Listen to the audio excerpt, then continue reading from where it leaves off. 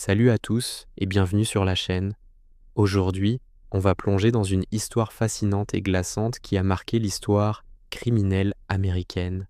Accrochez-vous, car on va parler de Samuel Little, un homme dont le nom est peut-être moins connu que d'autres, mais dont l'impact a été bien plus dévastateur. Préparez-vous à découvrir l'incroyable parcours de ce qui est considéré comme le pire tueur en série de l'histoire des États-Unis.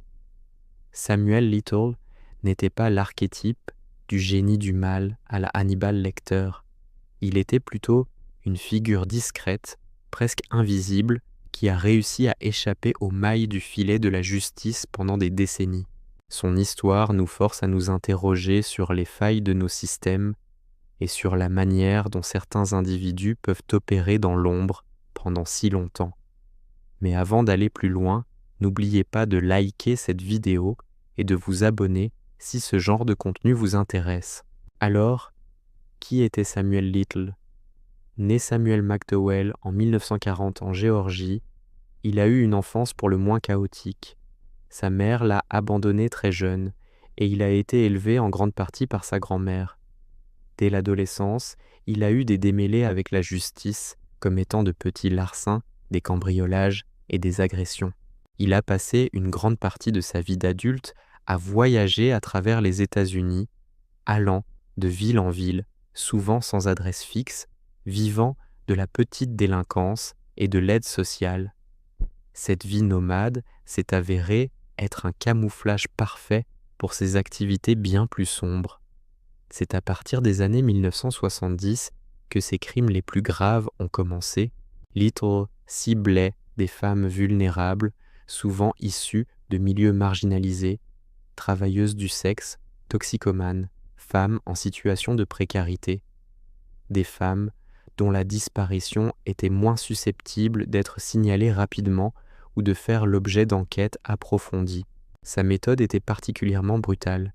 Il les étranglait, rendant souvent difficile la détermination de la cause exacte du décès et ne laissant que peu de preuves physiques. C'est en partie pour cette raison que beaucoup de ces victimes ont initialement été classées comme des overdoses, des morts naturelles ou des décès accidentels. Pendant des années, Samuel Little a parcouru les routes américaines, laissant derrière lui une traînée de corps non identifiés ou mal identifiés dans des villes comme Los Angeles, Phoenix, Miami, la Nouvelle-Orléans et bien d'autres. Les autorités locales, souvent submergées par d'autres affaires, n'ont pas fait le lien entre ces crimes isolés. Il a été arrêté plusieurs fois pour divers délits, mais jamais pour meurtre. Il s'en tirait toujours, soit par manque de preuves, soit parce que les victimes ne pouvaient pas témoigner. C'est vraiment la définition même d'un fantôme. L'histoire de sa capture est tout aussi fascinante. En 2012, Little a été arrêté au Kentucky pour une infraction liée à la drogue. Il a été extradé en Californie pour répondre à de vieilles accusations de trafic de drogue. C'est là que les enquêteurs de la division des homicides du LAPD ont commencé à s'intéresser à lui. Ils ont utilisé une base de données ADN et ont découvert une correspondance avec 3 homicides non résolus de femmes à Los Angeles datant des années 1900. En 2014, il a été reconnu coupable de ces 3 meurtres et condamné à la prison à vie. Mais l'histoire ne s'arrête pas là. Une fois derrière les barreaux, Little a commencé à parler. Et il n'a pas arrêté. Les enquêteurs du FBI et du programme de capture des criminels violents ont commencé à l'interroger sur d'autres meurtres non résolus à travers le pays. Étonnamment, Samuel Little s'est montré coopératif, dessinant même des portraits de ses victimes de mémoire. Ces témoignages ont permis de résoudre des dizaines de cas qui étaient restés des mystères pendant des décennies. Ce qui est particulièrement poignant dans cette affaire, c'est que la plupart de ces victimes étaient des femmes de couleur, marginalisées, dont la voix n'avait pas été entendue. Grâce aux aveux de Little, leurs histoires ont enfin pu être racontées et leurs familles ont pu obtenir des réponses.